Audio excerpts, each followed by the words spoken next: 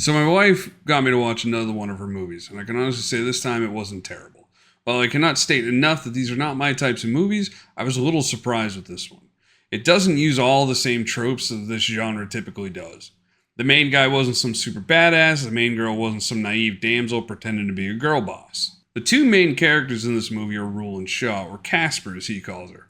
Rule on the outside appears to be a fly-by-night ladies' man with an obvious chip on his shoulder.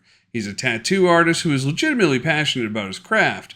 He walks with an edge and gives off an aura that he just doesn't care. He sleeps with random women whenever he can, and he doesn't seem overall interested in a real relationship. Shaw, on the other hand, is very different, but like I said, she wasn't written with that same old trope where she was some damsel. Shaw's in college and living with a roommate. She's living her life and enjoying it. She doesn't overall lack confidence or has a self-inflated ego. She's actually a decent human being. Her biggest issue is her mother. She essentially wants to arrange her marriage to some rich corporate dude and doesn't really want her to make her own decisions. The movie starts out with Shaw barging in on Rule the morning after one of his conquests. His lady of the night freaks out, thinking he has a girlfriend. He quickly tells her to relax. Shaw's just a friend. He starts talking to Shaw while naked and lets his lady of the night know that it's nothing Shaw hasn't seen before from his twin brother. Shaw and Rule head out to his weekly family dinner, all the while his conquest is shouting at him, throwing things as he leaves, not knowing her name. At first you get the sense that he just doesn't want to spend time with his family because it's a bore, but once you meet his family you start to understand. His mom is literally falling out of her chair high as a kite. Rule starts to call her out on it and his dad gets mad. They end up almost coming to blows, but his brother Bjorn steps in and stops him. He storms out with Shaw in tow. As she starts driving him back, you find out what the problem is. His twin brother died in a crash on his way to pick up Rule after a night of drinking. Rule clearly blames himself, and you get a glimpse of the issues steeped in this family. His mom and him both have not been able to move on. His mom uses drugs, he uses alcohol. Shaw clearly has feelings for him, and he clearly pushes everyone away. He only looks at her as a friend, but not because that's what she is, but because he's afraid to be close to anyone. Shaw's friend pushes her to make her own way and do what makes her happy. This gives her the confidence to tell Rule how she really feels. She gets undressed and meows on top of a pool table for him. He's reluctant, but eventually gives in as she starts to tell him how much she loves him and how she always has.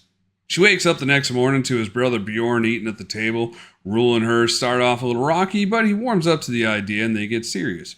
During this time, you meet a lot of his friends, and you find out that they're a gang of graffiti artists, which was a little odd. One of his friends was hanging off an apartment ledge, and Rule told him to stop it, it wasn't safe, and that he would come back later and help him. This is where things take a big turn. As Rule and Shaw become a serious couple, he begins to do things with her more than his friends, and he is at an event with Shaw. He has a horrible night.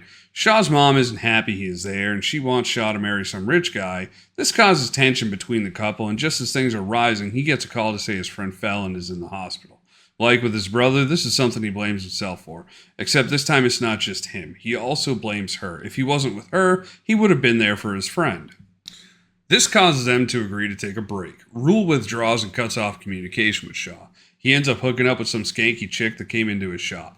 Shaw finds out and the relationship is called off. She ends up with the guy her mother wants her to be with.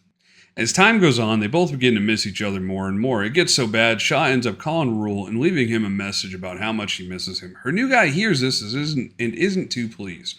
Rather than be a rational human and just tell her to fuck off, he smacks her. Shaw doesn't put up with that and she leaves. He tries to follow her, but she won't have it. Rule comes to her house the next morning and sees her on the couch with a black eye. He is pissed and out for blood. He shows up to her at her former boyfriend's office and tries to fight him. Unlike the trope in these movies, the fight doesn't go well for Rule. He goes home a little bruised and tells Bjorn what happened. Bjorn meets a dude in the parking lot, and the dude thinks that the fight will go the same. But he hasn't seen Vikings. Bjorn puts him down and tells him why. Rule and Shaw ended up being together, and that's pretty much the end of it. As far as movies that my wife picks, this one wasn't terrible. The story flowed and was realistic to a point. The main guy wasn't some fake tough guy, and the main girl wasn't some annoying girl boss. The biggest issue with the movie is time between scenes. It was a little hard to follow if it had been hours, days, or weeks that had gone by at times. I can't say I recommend this movie. I honestly would not have watched it if my wife didn't want to. But what I will give it for a rating is a not terrible, and more tolerable than most of the movies adapted from some romance novel. Calling cheap women.